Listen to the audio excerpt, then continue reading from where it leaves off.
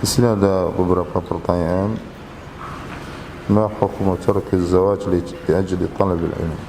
Apa hukumnya meninggalkan pernikahan karena maksud menuntut ilmu? Kalau meninggalkan pernikahan secara mutlak, dalam artian orang itu berazam tidak akan menikah karena dia sibuk dengan ilmu, apalagi kalau itu yang dimaksudkan ya, apalagi kemudian dia berdalih atau dengan sebagian para ulama yang tidak menikah sampai mereka meninggal, maka itu adalah pemahaman yang salah ya.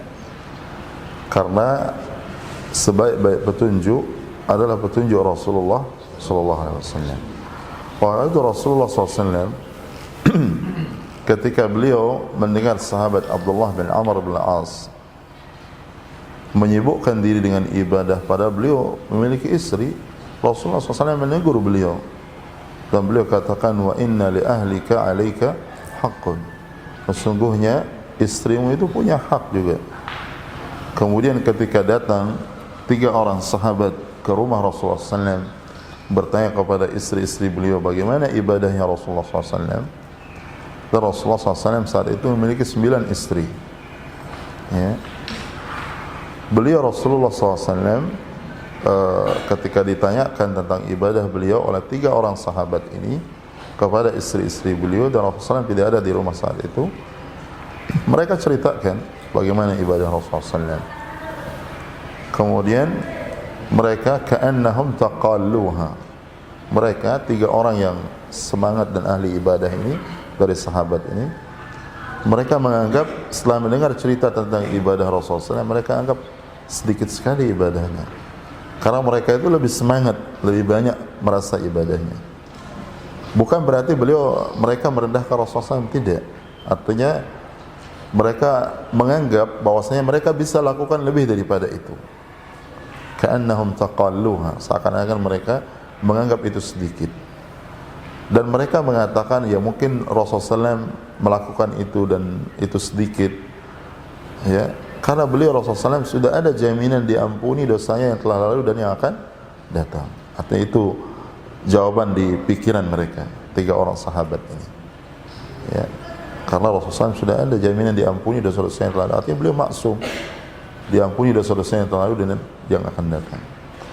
Sedangkan kita tidak, kata mereka. Akhirnya salah seorang mereka mengatakan, amma ana fa usalli wala arqud. Satunya mengatakan saya akan terus salat malam dan tidak akan tidur sepanjang malam. Kemudian satunya mengatakan, amma ana fa asumu wala uftir. Adapun saya maka saya akan terus berpuasa dan tidak akan meninggalkan puasa. Wa amma ana fala atazawwajun nisa. Adapun saya maka saya akan menikahi saya akan tidak akan menikah. Amma ana fala atazawwajun nisa. Yang ketiganya mengatakan saya tidak akan menikahi wanita. Kemudian Rasulullah SAW begitu datang dan diberitakan kepada beliau oleh istri-istri beliau tentang 3 orang ini, lalu Rasulullah SAW mengumpulkan para sahabat. Dan Rasulullah SAW dengan tegas mengatakan, wallahi inni la akhsyakum lillahi wa atqakum lah. Sesungguhnya aku ini adalah orang yang paling takut kepada Allah dan orang yang paling bertakwa dari kalian kepada Allah Subhanahu wa taala. Dan itu bukan tazkiyah diri, tapi ini ta'rif tentang makanah Rasulullah SAW. Dan itu boleh dilakukan seorang kalau di lingkungannya itu orang-orang tidak menganggap dia, seperti dilakukan oleh sahabat Utsman bin Affan, seperti dilakukan oleh sahabat Abu Hurairah ya. Sahabat Utsman bin Affan ketika dicaci maki oleh orang-orang Khawarij dan kemudian beliau terbunuh dengan sebabnya, beliau menceritakan tentang kebaikan yang pernah dilakukan di zaman Rasulullah SAW, bahwa beliau pernah mempersiapkan perbekalan untuk pasukan perang. Kemudian beliau yang membebaskan sumber Roma ya, dan beliau yang membelinya untuk wakaf kaum muslimin dan seterusnya. bukan untuk menyebut-nyebut kebaikan. Demikian juga sahabat Abu Hurairah, begitu banyak orang-orang, ada beberapa orang yang mengisukan beliau memalsukan hadis Rasulullah SAW. Beliau berdiri di depan kaum muslimin di masjid, lalu beliau mengatakan, ana akdzib ala Rasulillah SAW, laqad lazamtuhu bimil'i batni. Beliau mengatakan, apakah saya pantas untuk berdusta atas nama Nabi SAW? Sungguh aku itu telah mulazamah, artinya terus bersama Nabi SAW dengan sepenuh perut saya. Maksudnya beliau tidak meninggalkan beliau Rasulullah SAW atau berpisah dengan Rasulullah SAW, kecuali kalau beliau Rasulullah SAW masuk ke rumahnya. Dan begitu keluar beliau tetap bersama Rasulullah SAW. Nah, di sini Rasulullah SAW menjawab sahabat tadi. Kemudian beliau mengatakan, wa atazawwajun nisa faman raghiba an sunnati falaysa minni. Dan aku menikahi banyak wanita, dan barang siapa yang tidak mengikuti sunnahku maka dia bukan termasuk golonganku. Jadi seseorang tidak boleh mempertentangkan antara ilmu dengan menikah itu. Bahkan disebutkan Abu Nu'aim Al-Asbahani yang menyusun kitab Hilyatul Awliya, beliau seorang ulama hadis. Beliau ketika perjalanan menuntut ilmu selalu didampingi oleh seorang wanita, budak beliau yang cantik. Kemana dia menuntut ilmu? Ya. Dan itu tidak bertentangan, ya. Artinya antara ilmu dengan menikah itu, ya, menuntut ilmu dan menikah. Tapi kalau dimaksudkan yang pertama tadi bahwasanya dia tidak akan menikah sama sekali, jelas itu tidak benar, ya. Tapi kalau misalnya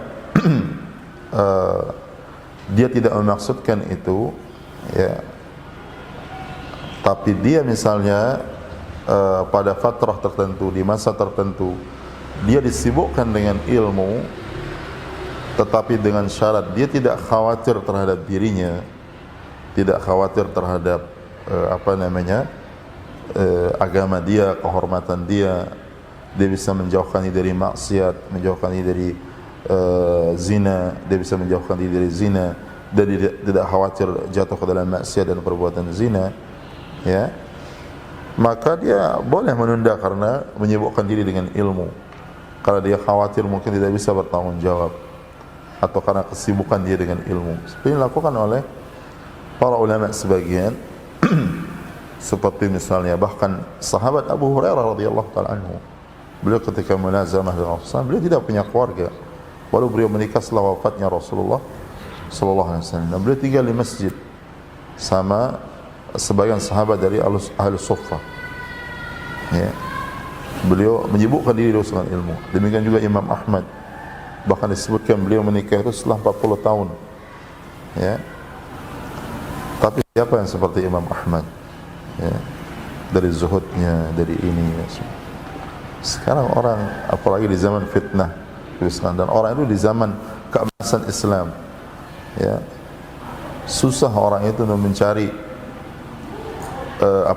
atau untuk melihat aurat orang atau hal-hal yang buruk, ya. Jangankan mau melihat aurat, ya, bertemu dengan artinya bayangan wanita saja yang tertutup itu jarang, karena kebanyakan wanita di rumah, ya, tidak seperti di zaman ini, ya. Wanita itu lebih banyak di luar rumah dibandingkan dengan di rumahnya. Sehingga kalau ada orang yang mengatakan rumahku adalah surgaku, maka dia harus tanya pada dirinya, di rumahnya ada bidadarinya enggak? Atau dia banyak di luar, atau dia di luar banyak, atau gimana? Kalau dia lebih banyak istrinya itu di luar dibandingkan di dalam rumahnya, berarti dia harus nyatakan bahwa rumahnya itu bukan surganya, karena surga itu pasti ada bidadarinya. Kecuali kalau ada hajah dan sebagainya. Jadi kalau dia pada kondisi tertentu dari sebagian para ulama tersebut, maka tidak apa-apa, ya, kalau dia tidak khawatir dan sebagainya. Tapi asalnya adalah dia mengikuti Rasulullah SAW, bahwa beliau Rasulullah SAW menikah, kemudian juga para sahabat menikah, dan tidak bertentangan antara menikah dengan menuntut ilmu. Bahkan kita dapatkan sebagian masyayikh kita itu, ya, menikah itu pada usia yang sangat muda sekali, ya. Bahkan disebutkan Imam Ibnul Jauzi, ya, pada usia yang sangat muda belia sekali, bahkan dikelilingi oleh budak belia yang banyak dari para wanita. Sebagian masyayikh kita ada yang menikah bahkan disebutkan umur 12 tahun dia menikah, ya. Dan kita lihat, mungkin tanpa saya menyebutkan nama, sebagian masyayikh itu kalau berjalan dengan orang tuanya itu seperti adik kakak, ya. Dan jarak umurnya itu hanya 12 atau 13 tahun. Bahkan kalau salah disebutkan oleh siapa? Imam Syafi'i kalau salah, ya. Ada nenek-nenek yang umurnya 21 tahun, dia sudah punya cucu. Sekarang umur 21 tahun, perempuan belum apa? Belum menikah, ya. Apalagi laki-laki, ya. Ada Imam Syafi'i rahimahullah, beliau dapatkan ada seorang nenek-nenek, dia sudah punya cucu, umurnya berapa? 21 tahun, ya. Dan ini tidak bertentangan. Dan kita dapatkan masyayikh kita itu pada usia muda dia menikah dan sebagainya. Nah, apalagi sudah dewasa yang memang sudah bisa bertanggung jawab, maka jangan dia jadikan bertentangan antara satu kebaikan dengan kebaikan yang lain. Dan dia berdoa kepada Allah Subhanahu wa taala, ya. Kalau orang itu sungguh-sungguh berdoa, insyaallah dia akan dimudahkan urusannya. Kalau memang yang terbaik dia menyibukkan diri dengan ilmu itu, dia dengan sambil menikah, ya, maka dia lakukan, ya, dia lakukan. Bahkan orang mungkin pada fatrah tertentu dia harus terpisah misalnya. Tadi terjadi pada sebagian ulama, ya, mereka tinggalkan keluarganya, kemudian dia menyibukkan diri dengan menuntut ilmu, tapi dengan syarat tentu keridhaan istri yang ditinggalkan dan sebagainya, ya. Kalau dia tidak ridha maka tidak dibolehkan. Jadi tidak ada pertentangan antara menuntut ilmu itu dengan pernikahan. Apalagi kalau dijadikan sebab pernikahan itu, ya, sebagai kemudahan dia untuk menuntut ilmu. Karena orang muda itu susah dia tenang, ya, kalau dia masih muda. Tapi kalau dia sudah punya istri, ya, insyaallah dia lebih tenang. Apalagi istrinya itu penuntut ilmu, dia bisa membantunya untuk menuntut ilmu dan sebagainya, ya. Dia bisa murajaah bersama, bisa mudzakarah bersama dan sebagainya, ya. Dan itu sesuatu yang biasa di zaman dulu. Maka itu orang yang penting adalah dia berdoa kepada Allah Subhanahu wa taala.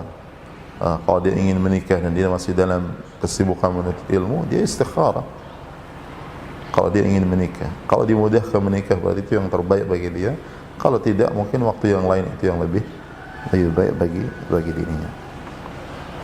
Yang penting jangan dijadikan bertentangan antara dua hal yang baik tersebut.